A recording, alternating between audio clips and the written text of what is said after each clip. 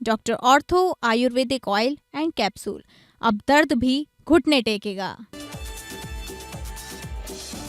पश्चिम बंगाल के मगराहट diamond harbour seat के 15 बूथों पर हुई रिपोलिंग के दौरान टीएमसी और बीजेपी समर्थकों में झड़प। डायमंड हार्बर के फालता में टीएमसी कार्यकर्ताओं पर मारपीट का आरोप।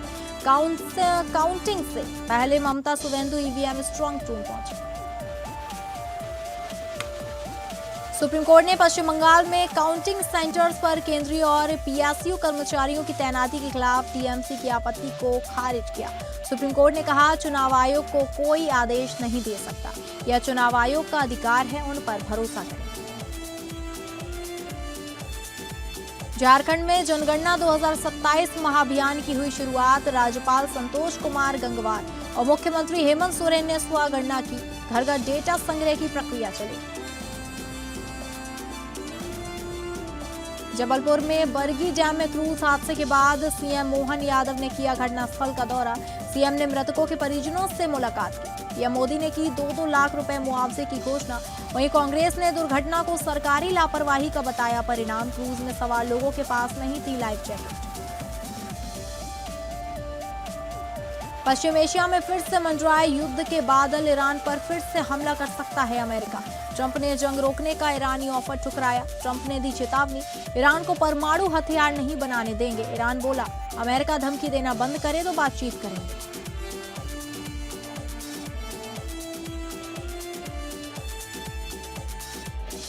नमस्कार, आप सभी का स्वागत है और मैं हूं आपके साथ अंकिता सिंह। बुलेटिन की शुरुआत करेंगे पश्चिम बंगाल चुनाव को लेकर, जहां पश्चिम बंगाल में सियासी पारा हाई है। 2 चरणों की वोटिंग के बाद पार्टियां अपनी अपनी जीत का दावा कर रही हैं। तो इस बीच आज पश्चिम बंगाल में 15 बूथों पर दोबारा मतदान हुआ। चुनाव आयोग ने साउथ परगना जिले की मगराहट वेस्ट और डायमंड हार्बर, इन दोनों सीटों के 15 मतदान केंद्रों पर फिर से मतदान कराने का आदेश दिया था, जहां मगराहट वेस्ट के 11 और डायमंड हार्बर के 4 पोलिंग बूथों पर वोट डाले गए। दरअसल चुनाव आयोग को 77 पोलिंग सेंटर्स पर रीपोल कराने की रिक्वेस्ट मिली थी। आरोप था कि कुछ बूथों पर ईवीएम से छेड़छाड़ की गई और कुछ जगह ईवीएम में गड़बड़ी की शिकायत की। इससे पहले मतगणना से पहले दक्षिण 24 परगना के फालता में सुरक्षा व्यवस्था कड़ी कर दी गई है। यहां शांति व्यवस्था बनाए रखने के लिए सीआरपीएफ और आईएफ के कर्मी तैनात किए गए। इसके अलावा बख्तरबंद वाहन भी तैनात किया गया। इसी बीच फालता के लोगों ने आरोप लगाया कि टीएमसी के कार्यकर्ता उन्हें डरा धमका रहे हैं। दक्षिण 24 परगना में रिपोलिंग के दौरान भाजपा और टीएमसी समर्थकों के बीच झड़प की खबर है, जिसके पुलिस ने लाठीचार्ज कर मामला शांत कराया। शांति विराज करे, सब अच्छा रहे। चुनाव हो गया है, काउंटिंग में सब लोग को आना चाहिए। जनता जिसको जनादेश दे दिया उसको स्वीकार कर लेना चाहिए। बंगाल बार पुष्पल वायलेंस हुआ 2021 में, इस बार सबको शांति रखना चाहिए। जो तीखी नोकझोंक चुनाव के दौरान हो गया है उसको खत्म हो जाना चाहिए। कोई नेता के ऊपर नहीं चोट होता। हम लोग का, मेरा पास सीआरपीएफ सिक्योरिटी है, ममता जी का पास 1-1.5 हजार राज्य सुरक्षा बल है, सब है, लेकिन हम लोग को तो कुछ नहीं होता। बुलेट प्रूफ कार है, आम जनता को नुकसान पहुंचाता है। आज इलेक्शन कमीशन से हम लोग ने ये कहा कि सीसीटीवी जो फुटेज या सीसीटीवी के जो विजुअल्स दिख रहे हैं ये आ रहे स्ट्रांग रूम से, लेकिन बहुत सारे केंद्र में जो जहां जिसके बक्से या स्ट्रांग रूम में रखे हुए हैं वहां पे कैमरा नहीं चल रही है, अस्पष्ट है, दिख नहीं रही है, बंद हो रही है, फ्लक्चुएशन हो रहा है। तो हम लोग ने कहा कि इससे तो हम लोग देख नहीं पा रहे। तो अगर देख नहीं पाएंगे तो कुछ अनहोनी हो जाए तो हम लोग कैसे समझेंगे। जैसे हम लोग कल रात शाम को ही देखे थे कलकत्ता के खुदीराम मनुष्यलिनी में, वो तो कैमरा में ही दिखा कि कुछ लोग अंदर हैं। ये लोग अंदर क्यों हैं, उसके बाद ही तो इतने सवाल खड़े हो गए। सुप्रीम कोर्ट ने पश्चिम बंगाल में काउंटिंग सेंटर्स पर केंद्रीय और पीएसयू कर्मचारियों की तैनाती के खिलाफ टीएमसी की आपत्ति को खारिज कर दिया। सुप्रीम कोर्ट ने कहा, चुनाव आयोग को कोई आदेश नहीं दे सकते हैं, यह चुनाव आयोग का अधिकार है कि उन पर भरोसा करें। टीएमसी की ओर से सीनियर वकील कपिल सिब्बल ने कहा कि हमें चुनाव आयोग से न्याय मिलने की उम्मीद नहीं है। टीएमसी ने इससे पहले कोलकाता हाईकोर्ट में अपील की थी। हाईकोर्ट ने आपत्ति खारिज करते हुए कहा था कि काउंटिंग स्टाफ की नियुक्ति चुनाव आयोग के अधिकारी क्षेत्र में आती है, इसमें कोई अवैधता नहीं है। बंगाल में 23 और 29 अप्रैल को 2 फेज में चुनाव हुए हैं। रिजल्ट 4 मई को आएगा। चुनाव आयोग ने 13 अप्रैल को एक सर्कुलर जारी किया था, जिसके अनुसार मतगणना की हर टेबल पर सुपरवाइजर या असिस्टेंट में से कम एक कर्मचारी केंद्र सरकार या पब्लिक सेक्टर का होना अनिवार्य है। टीएमसी का आरोप है कि केंद्र सरकार के कर्मचारी बीजेपी के प्रभाव में काम कर सकते हैं, इसलिए राज्य सरकार के कर्मचारियों की भी नियुक्ति की जाए। टीएमसी ने यह शिकायत चुनाव आयोग से की थी।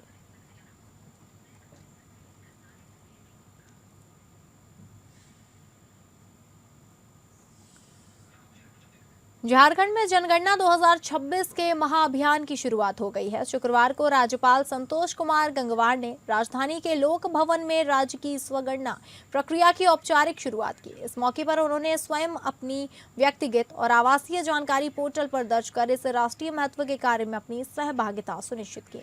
वहीं मुख्यमंत्री हेमंत सोरेन ने भी कांके रोड स्थित मुख्यमंत्री आवासीय कार्यालय में स्वगणना की प्रक्रिया पूरी कर अभियान में भागीदारी की। इस अवसर पर उपस्थित अधिकारियों और मीडिया को संबोधित करते हुए राज्यपाल ने आंकड़ों की ताकत पर जोर दिया। उन्होंने स्पष्ट शब्दों में कहा कि किसी भी राज्य या राष्ट्र की तरक्की केवल हवाई दावों से नहीं, बल्कि ठोस और सटीक आंकड़ों के आधार पर तय होती है। उन्होंने कहा कि जनगणना केवल व्यक्तियों की गिनती नहीं है, बल्कि यह एक व्यापक डेटाबेस है जो परिवारों की संरचना, जीवन स्तर, आर्थिक स्थिति और समाज के वास्तविक स्वरूप को दर्शाता है। राज्यपाल ने कहा कि इन आंकड़ों के आधार पर सरकारें शिक्षा, स्वास्थ्य और बुनियादी ढांचे जैसी योजनाओं का खाका तैयार करती हैं। जनगणना समाज के हर वर्ग की वास्तविक स्थिति को समझने का महत्वपूर्ण माध्यम है, जिससे नीति निर्माण में सटीकता आती है।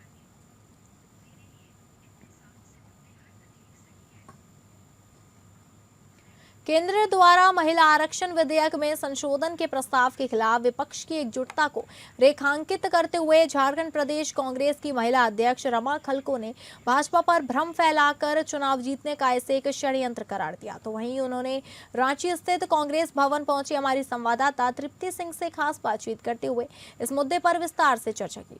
साथ ही उन्होंने असम और बंगाल चुनाव के दौरान महागठबंधन के सत्ता दलों में तकरार पर खुलकर अपनी प्रतिक्रिया व्यक्त की है। लोकसभा के विशेष सत्र में 2 दिवसीय विशेष सत्र में जो महिला आरक्षण बिल को लेकर जिस तरीके से आवाज उठी थी उसे विपक्ष ने दबाया और विपक्ष पर ये आरोप लगाया गया केंद्र सरकार और प्रधानमंत्री नरेंद्र मोदी और तमाम जो एनडीए गठबंधन है ये आरोप लगाते नजर आए कि विपक्ष जो है महिलाओं को आगे बढ़ने से रोकना चाहती है, महिला विरोधी है विपक्ष। ऐसे में इस कड़ी में बात करने के लिए हमारे बीच इस वक्त झारखंड प्रदेश कांग्रेस की महिला अध्यक्ष श्रीमती रमा खलको जी हैं। सबसे पहले एपीएन में उनका हम स्वागत करेंगे और ये जानेंगे जो ये आरोप है विपक्ष पर कि महिला विरोधी है कांग्रेस, इस पर वो क्या कहती है, भाजपा को कैसे वो जवाब देना चाहिए। हाल ही में जिस तरीके से लगातार जन आक्रोश देखने को मिला, महिलाओं का आक्रोश देखने को मिला, खासकर भाजपा महिला मोर्चा।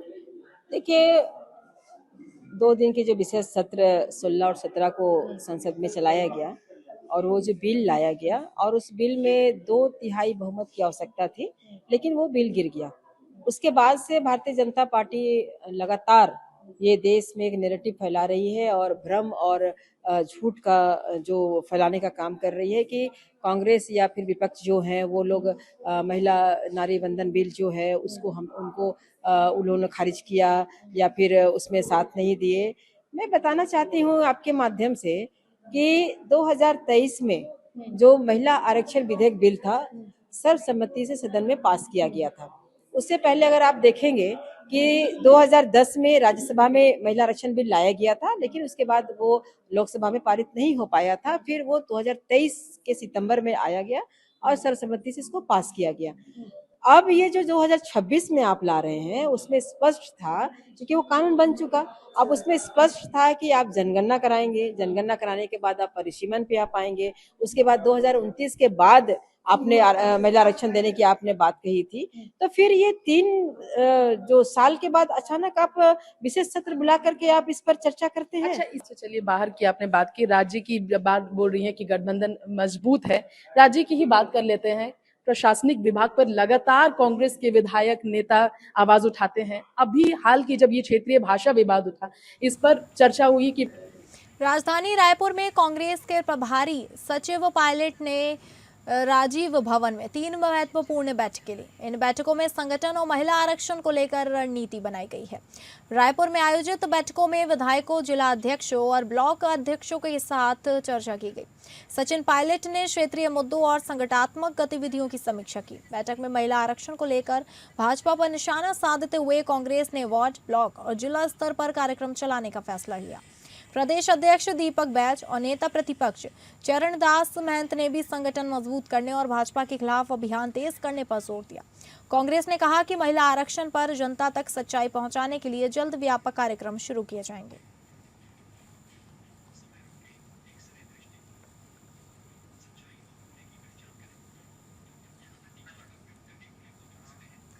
मध्य प्रदेश के जबलपुर स्थित बरगी डैम में पर्यटन विभाग का एक क्रूज अचानक आई तेज आंधी के चलते डूब गया। अब तक 9 शव बरामद किए जा चुके हैं। 24 लोगों को सुरक्षित निकाल लिया गया है। बताया जा रहा है कि हादसे के वक्त क्रूज में लगभग 40 से 45 पर्यटन सवार थे। हादसा किनारे से लगभग 300 मीटर दूर हुआ। जबलपुर के बरगीबाद में हुए क्रूज हादसे में 9 लोगों की मौत हो गई, जिसके बाद मुख्यमंत्री मोहन यादव ने घटनास्थल का निरीक्षण किया, वहीं मृतकों के परिजनों से मुलाकात की। इस दौरान उनके साथ उप मुख्यमंत्री जगदीश देवड़ा, लोक निर्माण मंत्री राकेश सिंह समेत कुछ अन्य जनप्रतिनिधि व प्रशासन के आला अधिकारी मौजूद थे। हादसे पर प्रधानमंत्री मोदी ने गहरा दुख जताया। प्रधानमंत्री राहत कोष से मृतकों के परिजनों को 2-2 लाख रुपए और घायलों को 50,000 रुपए आर्थिक सहायता देने की घोषणा की गई। नेता प्रतिपक्ष उमंग सिंगार बरगी पहुंचे। इस दौरान उन्होंने कहा कि सरकारी लापरवाही के चलते यह दुर्घटना हुई है, जिम्मेदारी तय हो, आपराधिक प्रकरण दर्ज हो। उन्होंने कहा कि सरकार अपने अधिकारियों को बचाना चाहती है या जो केरल से दिल्ली से पर्यटन आए हैं उन्हें बचाना चाहती है। सरकार देर से जागती है। क्या 24 घंटे में से मृतक परिवारों को न्याय मिलेगा? सरकार बताए। गौरतलब है कि जबलपुर जिले में स्थित बरगीबाद में गुरुवार शाम तेज आंधी के बीच पर्यटकों से भरा एक क्रूज खमरिया टापू के पास असंतुलित होकर डूब गया और इस क्रूज में कुल 31 लोग, 2 स्टाफ और 29 पर्यटन सवार थे, जिनमें से 9 लोगों की मौत हो गई जबकि 18 को सुरक्षित निकाल लिया गया है। घटना के तुरंत बाद बचाव कार्य शुरू किया गया। खराब मौसम और अंधेरे के चलते रेस्क्यू ऑपरेशन में काफी दिक्कतें सामने आई। रात करीब 9 बजे एक युवक के क्रूज में फंसे होने की सूचना पर सेना की मदद ली गई, जिसके बाद 10:30 बजे सेना की टीम मौके पर पहुंची और अभियान तेज किया गया। गुरुवार सुबह फिर रेस्क्यू अभियान शुरू किया गया। के अंदर जो कल मौसमी चक्रवात के कारण से दुर्घटना घटी है, कल ही हमने हमारे पर्यटन मंत्री धर्मेंद्र लोधी, माननीय मंत्री राकेश सिंह जी, हमारे एसीएस संजय दुबे जी, एडीजी और तमाम अधिकारियों के साथ आर्मी, एनडीआरएफ, एसडीआरएफ सारी टीमों को लगाया। उस घटना में लगभग 29 लोग बचाए गए हैं, जो मुझे अभी तक जानकारी मिली है। अभी से थोड़ी देर पहले तक 9 बॉडी मिली है। हमारा रेस्क्यू अभी चल रहा है। मैं उम्मीद करूँगा कि ऐसे हादसे की एक तो हम जांच भी करेंगे, लेकिन अब बाकी बातें चूँकि हमने उस पर अपनी जांच बिठा दी है, जांच का हम इंतजार भी करेंगे। लेकिन ऐसे दुखद हादसे से मन को भी बहुत कठिन और मन बहुत दुखी भी है। अब खबर झांसी से है, जहां सत्ता के करीब माने जाने वाले भाजपा नेता आशीष उपाध्याय को पुलिस ने गिरफ्तार कर लिया है। आरोप है कि आशीष उपाध्याय ऑनलाइन क्रिकेट सट्टा कारोबार में करीब 100 करोड़ रुपए के ट्रांजैक्शन से जुड़े हुए हैं। दिल्ली के चाणक्यपुरी स्थित आवास से हुई इस गिरफ्तारी ने जिले की राजनीति में भूचाल ला दिया है। झांसी के नवाबाद और चिरगांव थाना पुलिस की संयुक्त टीम ने भाजपा नेता आशीष उपाध्याय को दिल्ली से गिरफ्तार किया है। बताया जा रहा है कि आईपीएल के दौरान चल रहे ऑनलाइन सट्टा नेटवर्क में उनका नाम सामने आया था, जिसमें करीब 100 करोड़ रुपए के लेन देन की बात कही जा रही है। सूत्रों के मुताबिक आशीष उपाध्याय पिछले कई वर्षों से राजनीतिक और आर्थिक लाभ के लिए अलग अलग खेमों में सक्रिय रहे हैं। धनबल और प्रभाव के चलते वह अक्सर बड़े मंचों पर नजर आते थे और खुद को प्रभावशाली नेता के तौर पर स्थापित करने की कोशिश करते थे। हाल ही में कार्यक्रम के दौरान उनके बयान भी चर्चा में आए थे, जहां उन्होंने मीडिया को लेकर विवादित टिप्पणी की थी। इधर आईपीएल सीजन के दौरान जिले में सट्टा कारोबार तेजी से बढ़ा है, जिससे कई परिवार प्रभावित हो रहे हैं।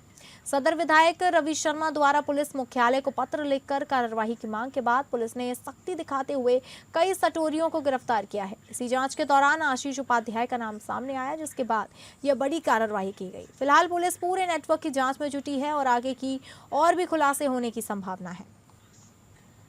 आप सभी को अवगत कराना है कि आप लोगों को विदित है कि हाल ही में कुछ दिन पहले हम लोगों ने एक बड़ा सिंडिकेट जो सट्टा संचालन कर रहे थे, उनके 3 सदस्यों को गिरफ्तार करके जेल भेजा है, जिसमें करीब 100 करोड़ से अधिक लेन देन की विषय भी सामने आया था।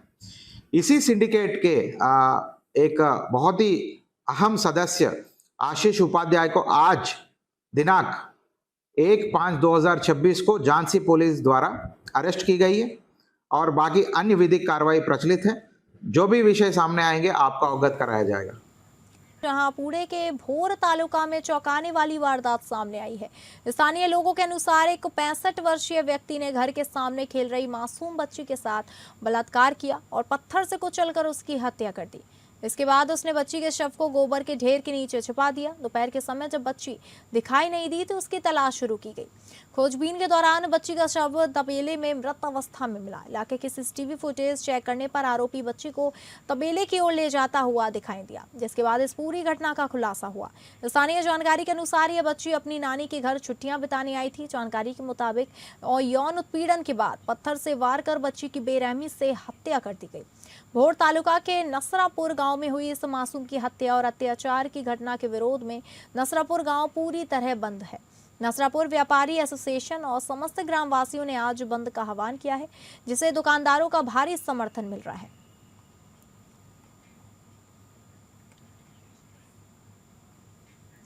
जौनपुर के सरायख्वाजा थाना क्षेत्र में शुक्रवार की रात 3 नकाबपोश बदमाशों ने रास्ते में कार को निशाना बनाते हुए गोलियां बरसाकर 21 वर्षीय दूल्हे आजाद बिंद की हत्या कर दी। दूल्हे की कार को चारों तरफ से घेरकर नकाबपोश बदमाशों ने ताबड़तोड़ गोलियां बरसाई। परिजन घायल दूल्हे को लेकर अस्पताल खेतासराय पहुंचे। हालत गंभीर होने पर जिला अस्पताल रेफर किया गया, जहां जिला अस्पताल के डॉक्टरों ने आजाद को मृत घोषित कर दिया। उधर वारदात को अंजाम देने के बाद आरोपित मौके से फरार हो गए। खेतासराय थाना प्रभारी प्रदीप कुमार सिंह ने बताया कि आरोपितों की तलाश में दबिश दी जा रही है। पुलिस रंजिश समेत कई बिंदुओं पर पड़ताल कर रही है। पुलिस अधीक्षक डॉक्टर अनुपम कुमार सिंह देर रात तक स्वजन से पूछताछ करते रहे। मृतक के चचेरे भाई रितेश ने बताया कि घटना से पहले उसके मोबाइल फोन पर प्रदीप नाम के एक अजनबी का फोन आया था। उसने धमकी दी थी कि बारात लेकर आओगे तो जान से हाथ धोना पड़ेगा। आजाद के पिता राम लखन बिंद ने आरोप लगाया कि हत्या पूर्व में चल रहे विवाद का नतीजा हो सकती है। उन्होंने बताया कि करीब 3 साल पहले जपटापुर के भोले राज पर अशोक यादव समेत 30 लोगों ने बेटे और उन पर जानलेवा हमला किया था। तब तहरीर दी गई थी, लेकिन कोई सुनवाई नहीं हुई। परिजनों का कहना है कि इस तरह की धमकियां पहले भी मिली थी, पर परिवार ने इसे गंभीरता से नहीं लिया। दूसरी ओर जांच में जुटी टीमों को कुछ ऐसे संकेत मिले हैं जिनसे शक की सुई परिचितों की ओर घूम रही है। घटना के तुरंत बाद कई संदिग्धों के मोबाइल फोन बंद का हो जाना पुलिस के लिए अहम माना जा रहा है। अब उनकी कॉल डिटेल, लोकेशन और संपर्कों की बारीकी से पड़ताल की जा रही है। ये मेरे बड़े भाई थे दूल्हा बड़ाउर से जाकर बड़ाउर से निकली थी, बीबीपुर जा रही थी। 1 से 2 घंटे हुए हैं। अच्छा, देर सायं थाना खेतासराय क्षेत्र में एक बारात में गोली चलने की सूचना प्राप्त हुई थी। मौके पर पहुंचकर जांच की गई तो यह जानकारी हुई कि आज आज़ाद बिंद नाम के एक युवक की बारात थाना खेतासराय क्षेत्र में जा रही थी। जिस लड़की से इस युवक की शादी तय हुई थी, उस लड़की का एक रिश्तेदार प्रदीप बिंद इस शादी से नाराज चल रहा था, जिसकी वजह से आज उसने अपने एक साथी रवि यादव के साथ में मोटरसाइकिल से आके दूल्हे के ऊपर फायर कर दिया। हम लोग उसको पकड़े, तुरंत अभी हॉस्पिटल लेके गए, वहाँ रिपोर्ट कर दिए। बीबीपुर 8 बजे। भाजपा प्रदेश अध्यक्ष आदित्य साहू ने बोर्ड परीक्षा में झारखंड टॉप करने वाले छात्र सनी कुमार वर्मा को उनकी शानदार सफलता के सम्मानित करते हुए 1 लाख रुपए की प्रोत्साहन राशि प्रदान की। प्रतिभाशाली छात्रों को शिक्षा के क्षेत्र में आगे बढ़ाने के उद्देश्य से पूर्व में की गई घोषणा के अनुसार भाजपा प्रदेश अध्यक्ष ने कल रांची स्थित पार्टी कार्यालय में सनी को उनकी उत्कृष्ट उपलब्धि पर आगे की पढ़ाई के लिए उक्त राशि प्रदान कर अपना वादा पूरा किया। इस दौरान उन्होंने कहा कि रांची के मधुकम निवासी ब्रजेश कुमार वर्मा के सुपुत्र सनी कुमार वर्मा ने सेंट ओलोसिस हाई स्कूल रांची से मैट्रिक परीक्षा में 498 अंक प्राप्त कर पूरे झारखंड में प्रथम स्थान हासिल कर क्षेत्र एवं राज्य का गौरव बढ़ाया है। बहरहाल उनकी ये अद्भुत सफलता पूरे समाज के लिए प्रेरणा स्रोत है। वहीं आदित्य साहू ने कहा कि प्रधानमंत्री मोदी के नेतृत्व में देश में शिक्षा, प्रतिभा और युवा शक्ति को आगे बढ़ाने का जो वातावरण बना है, उसी का परिणाम है कि आज साधारण परिवारों ने निकल कर भी बच्चे अपनी मेहनत और लगन से असाधारण उपलब्धियां प्राप्त कर रहे हैं। उनका विश्वास है कि समाज के मेधावी और परिश्रमी विद्यार्थियों को यदि समय पर सहयोग और प्रोत्साहन मिले तो वे न केवल अपने परिवार बल्कि पूरे समाज, राज्य और राष्ट्र का नाम रोशन कर सकते हैं।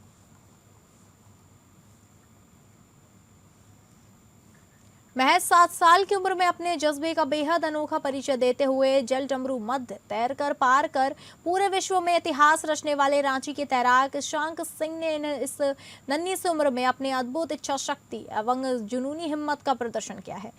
दरअसल श्रीलंका के तलाई मन्नार से तैरना शुरू कर ईशांत ने खराब मौसम के बावजूद गुरुवार को भारत के धनुषकोडी तक की 30 किलोमीटर लंबे पाक स्ट्रेट की कठिन दूरी केवल 9 घंटे 50 मिनट में पूरी की। इस तरह समुद्र की लहरों को पार कर नन्हे तैराक ने न सिर्फ झारखंड बल्कि पूरे भारत का परचम विश्व भर में लहराने का काम किया। बहरहाल रांची के ईशांत सिंह ने अपनी मेहनत के दम पर दुनिया के सबसे छोटी उम्र के तैराक बनने का खिताब जीत लिया है। जहां ईशांक सिंह के रांची स्थित बिरसा मुंडा एयरपोर्ट पहुंचते उनका स्वागत में परिजनों, खेल प्रेमियों और शहरवासियों ने ढोल नगाड़ों के गूंज के साथ उनका अभिनंदन किया, जिसे देखकर तैराकी के सुपर हीरो ईशांक ने हाथ जोड़कर सभी का धन्यवाद किया और कहा कि यह जीत रांची और पूरे देश की जीत है। ईशांक सिंह ने जल डमरू मध्य को पार करने के अपने लक्ष्य को पूरा करने के लिए वो प्रतिदिन रांची के धुरवा डैम में 15 से 20 किलोमीटर तक कठिन अभ्यास किया करते हैं ताकि वे इस बड़े मुकाम के लिए अपने शरीर को पूरी तरह से तैयार कर सकें। खुद का लक्ष्य है कि मैं इंडिया से श्रीलंका जाऊंगा और back to back non stop वापस आऊंगा। ये इसका दूसरा लक्ष्य है। उसके आगे फिर इंग्लिश चैनल है, नॉर्थ कैरोलिना जो बोलते हैं वो है, 7 समुंदर है, तो बहुत चैलेंजेस है और करेगा ये ओलंपिक। अमेरिकी राष्ट्रपति डोनाल्ड ट्रंप ने जंग रोकने के लिए ईरान का ऑफर फिर से ठुकरा दिया है। उन्होंने कहा, बातचीत के लिए ईरान का नया ऑफर भी मुझे मंजूर नहीं है। ईरान की लीडरशिप उलझ गई है और बुरी तरह से बिखर गई है। वे समझौता करना चाहते हैं लेकिन आपस में सहमत नहीं हो पा रहे। अमेरिका के राष्ट्रपति डोनाल्ड ट्रंप ने एक बार फिर कहा कि ईरान को परमाणु हथियार बनाने नहीं दिया जा सकता। उन्होंने कहा, हमारी सेना ने उन्हें पूरी तरह कमजोर कर दिया। ट्रंप ने आरोप लगाया कि ईरान की सरकार ने वहां विरोध प्रदर्शन करने वाले 42,000 बेगुनाह और निहत्थे लोगों की हत्या की। एक उग्रवादी समूह है, लेकिन हमने उन्हें पूरी तरह कमजोर कर दिया और उनकी अर्थव्यवस्था चौपट हो चुकी है। वहीं अमेरिका पहली बार ईरान के खिलाफ हाइपरसोनिक मिसाइलों का इस्तेमाल कर सकता है। रका की सेंट्रल कमांड के कमांडर ने राष्ट्रपति ट्रंप को ईरान के खिलाफ संभावित हमला करने के विकल्पों की जानकारी दी है। वहीं ईरान का कहना है कि हॉर्मुज को तुरंत खोलना चाहिए। परमाणु मुद्दे पर बाद में बातचीत होगी।